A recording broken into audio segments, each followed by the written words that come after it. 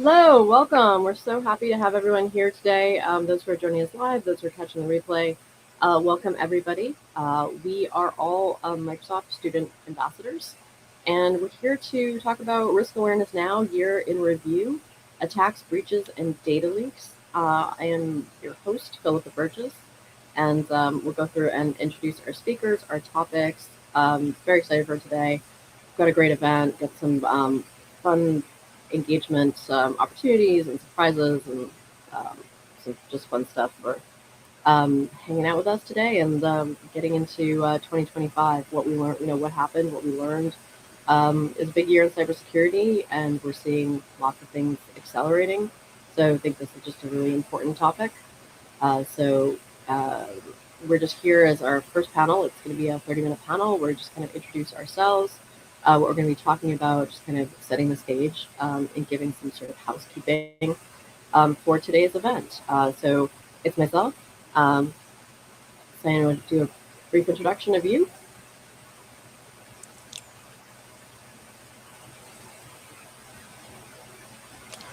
Hello everyone from my side, I'm Konstantinos Lianos. I'm a cloud security specialist. I don't know, I think we to start from my... Yep.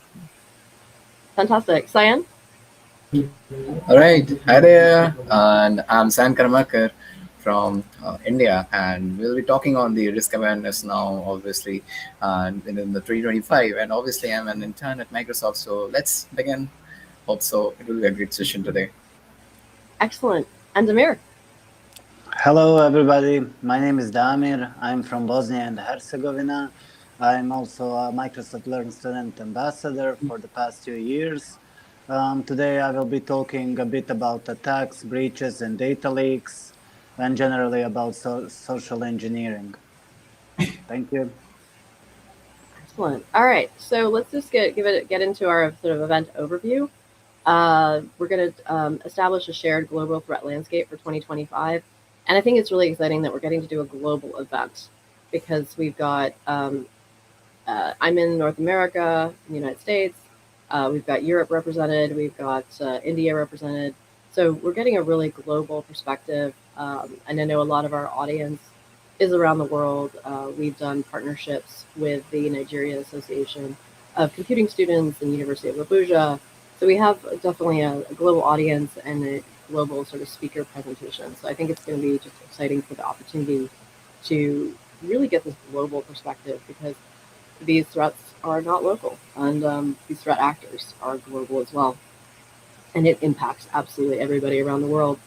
So we'll review the most consequential attacks, breaches, and data leaks across cloud, software service, and supply chain environments. We'll highlight AI-driven attacks, scale, which have just increased the scale. Identity is a primary failure service and rising regulatory and insurance pressure worldwide. We'll frame why 2026 will accelerate and amplify the realities exposed in 2025 and ensure that security enhancements and continuity sort of continue to adapt. And we have a bit of time here before obviously we kick off our entire session. So this is a great time if you want to also just say hello and introduce yourself in the chat. You're welcome to do that. We'd love to know where you're joining us from. And again, part of we've done these events on Teams as part of our Microsoft Student Ambassador Program. So this is the first time we as a team are bringing it onto YouTube. So really excited to sort of build community here and share these insights and have them have a kind of a longer life. So definitely comment and say hello and join us. And let's get to some housekeeping now. So many of you have registered and joined us from Luma, and we will be sending out announcements and links in Luma. Each of these events is a separate event, so definitely we ask you to come session to session. So there's a playlist you can follow, or also they're all sort of hosted on the GeoCyber systems or the respective channels where you're seeing this. So whether you're watching this on YouTube or LinkedIn Live, you'll have the opportunity, just like I said, follow along and join us for the next session. So that way we have six separate sessions. Again, there's a YouTube playlist. And then there's the chat. And so please introduce yourself in the chat. We're also going to use Y99 at certain points in our event, specifically because that's kind of a separate chat feature. A lot of times people don't want to necessarily drop their LinkedIn in the chat, so this is a more sort of private forum, because by the time we get to session 3, definitely want to do some networking and give you guys the opportunity to connect with us and connect with each other.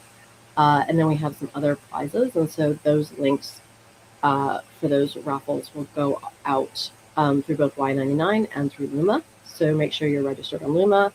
Again, we'll have session activities, and some of our prizes include exam vouchers. And then also, if you want to receive a certificate of participation, we will have that as well. And again, so those are sort of, we'll kick it off with session 3, a bit of networking, and then bring those prizes and raffle forms into sessions 4 and 5.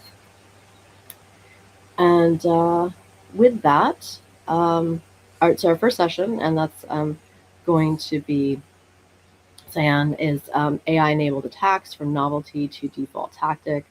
I'm going to just actually have each of our speakers now just kind of go back and just talk a little bit about your session, what you're going to cover, and a little bit more about your background. And I think everybody should learn a little bit more about, well, 2 things. One, the Microsoft student program, I think is amazing. And I've absolutely loved getting the direct mentorship from Microsoft and the incredible community that we're able to build.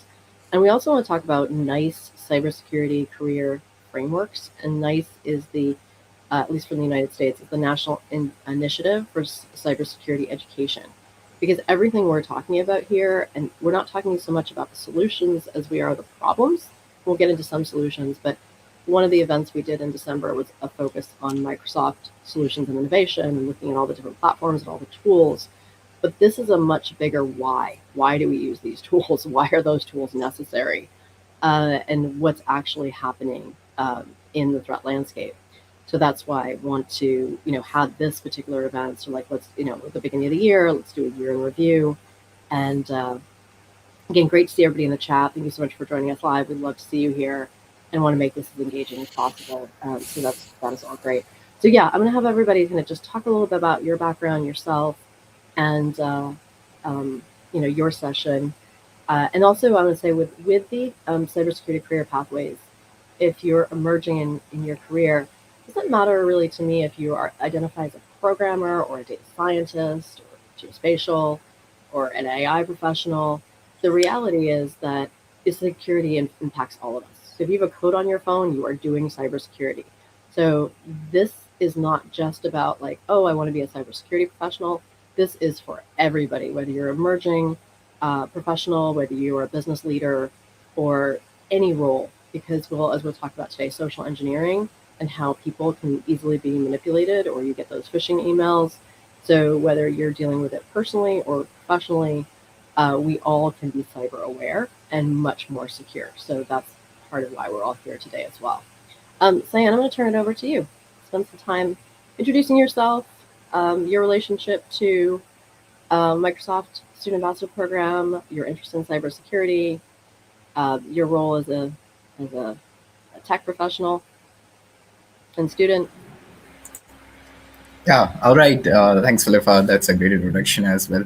And yeah, I'm San Karmakar. And obviously, Microsoft Learn Student Ambassador has given me many opportunities to explore this kind of fields as well, like in the cybersecurity, as well as the geospatials and many more different security backgrounds as well. So yeah, and my tech background is basically on the back end part. It means mainly on the development as well as the production. Also, little about the production. Like there's a course origin problem when you just deploy your website or app in your what you can say in your cloud or Azure. So obviously you will get problems, and the security is the main problem in it basically. So I faced issues with that things as well as many bugs regarding to that, as well as phishing mails when you are like giving or like sending a mail to someone. It's obvious to go in the spam folder to how. So there are some rules and regulations to why it goes to spam folder or like that. So yeah, we will be discussing on that very briefly in the coming sessions as well. So yeah, we will be talking on that things. And obviously Microsoft Learn Student Ambassador also given me many routes and findings that most of the communities do, but this has given me a great means aperture to go there and learn that things as well. So yeah, that gives me a professional background. So yeah, that's Philippa. That's it, I guess. Fantastic. All right, Demir. Hello. So regarding my previous experience working in identity management and cybersecurity, it comes from 2022, I think, when I started developing this centralized platform for big leader in the electrical distribution market. So I think I have here how scary it looked at first when we wanted to develop something really secure, and I think this was like one of my first documents where we really wanted to build something bulletproof. So at first it was very scary. I don't know. Can you see my any of slides that I'm sharing right now? Are you able to see? No, not yet. But I can add them to the stage. Hold on, I'll switch this out. There we Okay, are. cool. So this, you can see my name back in 2023. This is like a technical specification we wanted to build for this huge market of 5 or 6 different applications, and this is how the graphicon looked like. So you can see here a solution diagram. So the red was all about cybersecurity. So on the top, on the left, and on the right, we can see different providers. So this is one application in yellow, the second one, and the third one. These are free applications that the company was using at that time. We had some services like phone calling and sending messages, but later we realized this is all the red square was all about security. So this is whole authentication we had to build in order to get like client IDs and secrets, to have it all secured, and to not worry about anything that we might come across. So that was like my first experience. We used Auth0 that now supports. At that time there was no Microsoft Entra. We had like some basic providers like Auth0 and Okta later that acquired Auth0, and we have like MLSA from Microsoft, and we used some like secret tokens at that time that were available. That Microsoft was still working on these technologies that now became generally available as part of Microsoft Entra. So now we don't have necessities to use some other libraries like Auth0 and Okta at that time. It was difficult, it was interesting, but we needed like a full year of development. We also needed a team of developers that will help us to bring such a solution to life. So at the end, we had like a centralized platform. It was called SIAM, like IAM and SIAM, like a centralized identity management platform, to which you could connect from all different 5 or 6 different mobile and web applications, and you could use SMS verification, you could use email verification, you could use OTP, like one-time password that you get inside the bank. Today, you could use all different variety of identification. Plus, on top of that, you could use services like Twilio, and you could make phone calls. You could identify yourself using your web camera. You could identify yourself using your fingerprint. So it was a full-scale authentication that you can now find out as a service inside a Microsoft Entra. So yeah, for me that was like very interesting.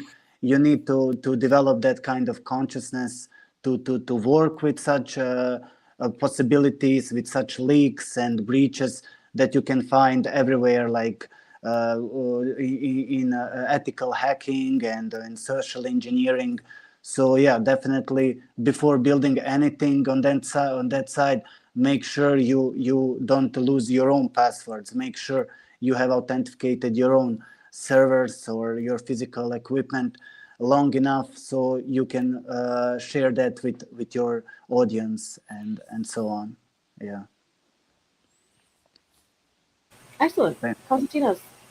Great. So, hi everyone, again from my side. I'm Konstantinos, a cloud engineering specialist and a Gold Microsoft Student Ambassador. The reason I care so much about identity security is simple. In cloud and SaaS environments, identity is a perimeter. So when that perimeter fails, whether through stolen credentials, token theft, or OAuth misuse, attackers don't need to be noise. They can act like a legitimate user, and it becomes very hard to distance the breach from a normal operation. So as a Gold Microsoft ambassador, I'm also deeply involved in the community side of security, building workshops and talks that translate real attack patterns into configurations, detections, and playbooks teams can be used immediately. I recently completed my master in information security and data for agents with the highest grade, and my work is strongly focused on cloud identity security, privilege governance, and detection engineering. So today we'll look at the pattern that defined 2025 globally token theft that bypass MFA, SaaS to SaaS compromise through OAuth token, and privilege abuse that turns one account into enterprise impact. And then we'll translate those lessons into a 90 days plan, what to fix first, what to monitor, and what to operationalize before 2026 press ramps up. In my session, we are going to walk us through what identity compromise looking like globally 2005, token theft, auth abuse, and privilege escalation. And one practical identity first security should look like heading into 2026. Fantastic. And I'll introduce myself. I'm Philippa Burgess, and I am a graduate student at USC in Los Angeles, and I am currently in law school for a Master's of Studies in Law and with a Privacy Law and Cybersecurity certificate. And that builds on a Master's of Science in Human Security and Geospatial Intelligence, which really kind of got me into sort of national security. And as a spatial data scientist, realized that, oh, if I'm working with secure data, maybe I should know how to secure it. And which kind of was part of what led me into following up on in cybersecurity. And I also have a master's of urban planning, and my undergrad is in international relations and film and television, which is actually one of the reasons I love doing events and like doing YouTube. So it all sort of comes together. I think public education, and when I say public, just what I call teaching in the public square, I think is really important, and building community and building capacity, and basically demonstrating that these can be careers, and you can follow a cybersecurity career path, and there's lots of opportunities, and there's really a huge gap. There's just a lot of jobs that need filling in the space, but also that every job that you do has a security component, or even in your own life, every time you touch digital, or even your own home and you have a lock on your door. We all should be security minded, and I also have a secondary black belt in Kung Fu, which I think is also part of my security mindset. I just like security. I like risk management, and I think that to me it's really important to create that awareness and also make it joyful and fun. I think we've seen a lot of cybersecurity trainings that are just really, really, really boring. And I was like, we can make this a lot more fun, a lot more engaging. We'll build a community around it. So really appreciate everybody being here and part of this conversation and learning together. and sharing these insights and having this kind of what happened last year. Like, let's look at it. What can we learn from it? And what are the trends that we're seeing? And that really, absolutely everybody is part of the security solution. It really does not matter what your role is. Again, personally, professionally, especially if you have children or you have parents or family members that are older or grandparents, like making sure that they're, you're keeping them safe because they're oftentimes targets of scams. So this is kind of very, I think it's just a super important topic, and I'm just like so happy that we're all here to talk about it and learn about it, and then be the solution for it. And I think AI is a big thing. Obviously it's a huge part of our lives. I mean, as student ambassadors, like some of the ambassador roles that I play, again, being that Microsoft student ambassador, as we all are here, and also being a nice cybersecurity career ambassador. And that's part of a community of interest that absolutely anybody can join. They meet monthly, and we'll have some more information on that later in the session. And they're just very committed to helping make those pathways into cybersecurity careers much easier and more accessible. And so that's kind of things that we want to enable. And if you know college students at the undergrad or graduate level, I personally can't recommend I was going to say I can't recommend it highly enough, or I can recommend it very highly. We all love the Microsoft Ambassador Program and just think it's a wonderful adjacent ability to be mentored in tech and AI and cybersecurity and data and programming. And I'll leave on one last thought. My early introductions into programming, I would get blaring emails from Google saying, your API is open. And I'm thinking, like, well, if I'm hosting my code on GitHub, how do I hide my code? I don't understand that. And I didn't understand the whole like .env and git ignore and some very basic programming things to just be secure and not have your APIs or your secret keys and APIs exposed. And I think there's a story out there lately about some student who or young professional who got a $55,000 bill one month because he had an exposed API and lots of people used it. And then he got a really large bill. So security can be in like the most basic things as well. Philip, and one more thing, that the env that you pushed your env by accidentally in your GitHub, and it shows you that pop-up that your env is public now. Environment variables. Yeah, and these are basic things that if you're programming, security is really important as a programmer to understand. Like, if you're working with anything that needs privacy or protection, or you're a data scientist, you're working with PII, personally identifiable information, or PHI, which has a lot of restrictions and health information. So understanding how to make it so, that you can have row line access or encrypt data or mask data or just all the way, or the ways to protect. So to me, whether you're a programmer or you're a data scientist, again, you're an AI. I mean, AI, we're saying, kind of both enables attacks at scale, which we will talk a lot about today, which I'm super excited to talk about and learn about from our fellow speakers. But we're also seeing AI is helping with defense as well. And so, but AI is only going to add to the cybersecurity landscape, both in making it more dangerous and making it more safe. And the geospatial side, I mean, geo AI is the thing. So, and even in education, my university just put together a partnership with ChatGPT for EDU, and we're seeing Perplexity and Copilot and other things kind of come into our university and academic and professional environments. And so we all have to kind of figure out, how do we secure these things and all the risks that we invite. And every time all these new tools are like, we will integrate with your Gmail or your G Drive or your, and I just suddenly think, I'm like, how much access am I giving them? And is this okay? So we will get into all of that. All right, so we are at the top of the half hour. We're going to come into our next session and just really get the learning started and the discussions. And always welcome your questions. Drop them into the chat. I'm going to go ahead and drop some links now in the chat. So joining us for session 1, where we're going to jump into that AI conversation and talk about how AI is really making, it's bringing all of this at scale. And, it was a new thing, and now it's just kind of the standard thing. I'm realizing that the link that I just dropped, I'm out of space, so you get a clean link. But it's also on the playlist. You'll find it if you are watching this on YouTube, to join us in the next session. And I'll also be dropping this through our Luma.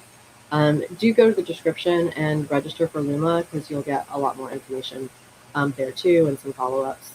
And yeah, just really thanks everybody for joining us. And we're going to jump into our next session. So look forward to having everybody meet us over there. And we will see you in just a few minutes, and we will continue our event, and excited to see you all over there. All right. Thanks, everybody, and we'll see you in the next session. Bye, guys.